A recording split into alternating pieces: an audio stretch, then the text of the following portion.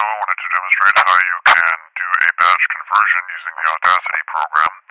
This would be useful if you had a number of songs or pieces of music that you wanted to downsample, which is to say, make them a smaller file size. As you can see here, this WAV file is 10.2 megabytes, and some of the others of here, you can see they're 8.41, 3.14, etc.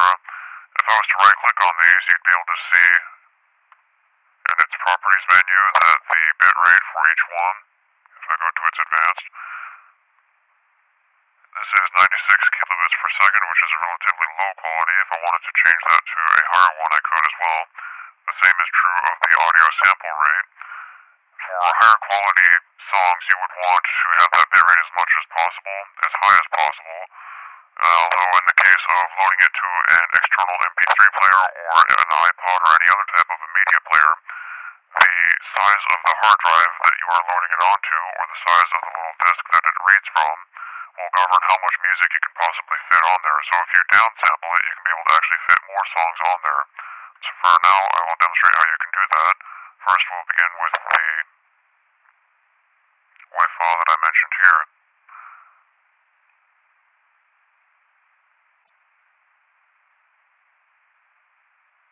And so now I'm not going to play this. What I'm going to do is I'm going to go up to File, and I'm going to choose from Edit Chains. So if I go to the MP3 conversion, I can see that there's only the one command, which is to export the MP3. If I wanted to, I could do some other alterations to it beforehand, although I'm not going to in this case. For now, I'm just going to click OK. And if I went to apply the chain, it would automatically go through this one, or if I wanted to, I could be able to apply it to a number of files. In this case, it would ask you to close the existing one, and to be able to resume from there, you can be able to do a number of files at once. For now, though, I'm just going to demonstrate one thing. If I choose to export a file first and to an MP3, I want to make sure that in the options, the quality here as the 192 kilobits per second are set to whatever I want the end result to be for not just this one, but all of them.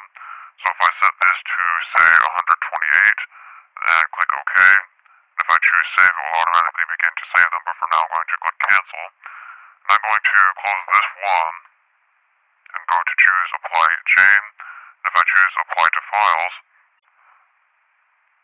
I can be able to choose in a window which one or all of any of them that I want. So for instance, I could choose all of them and choose to open them, at which point it will begin to import them, convert them to an MP3, and then export them again into whatever folder I choose with the appended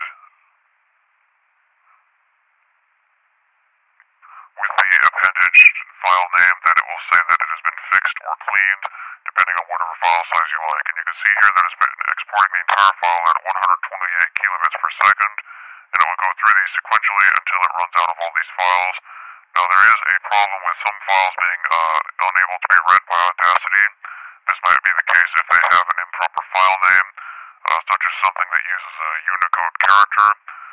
The newest Audacity version will actually allow you to do these songs one at a time, but if you try to use them in a chain, it will not work, and instead you will get an error.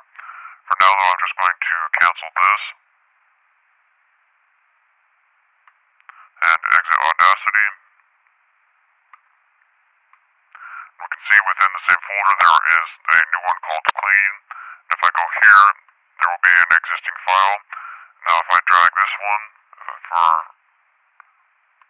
now I will rename it something else in case it tries to overwrite the existing one. So now here we can see all the different information pertaining to the MP3 audio. We can see that it's 128 kilobits per second, has 2 channels, and is recorded at 44 kilohertz. And if I go to the original of which it came from and perform the same function, we can see that it was recorded at 96 kilobits per second. So this one is a technically higher quality. However, since it was upsampled from a much lower one, it would be the same thing as putting a mat on a picture or attempting to look at a large piece of scenery through a small window or a keyhole. So in this case, you only want to downsample if you are going to be able to keep an original source copy. And so in this case, this 96 kilobits per sample would be perfect for a portable MP3 player, because playing over headphones, the human ear doesn't notice much difference between these two qualities. So as far as downsampling or batch conversion using the latest version of Audacity, that is about all there is to it, and we'll move on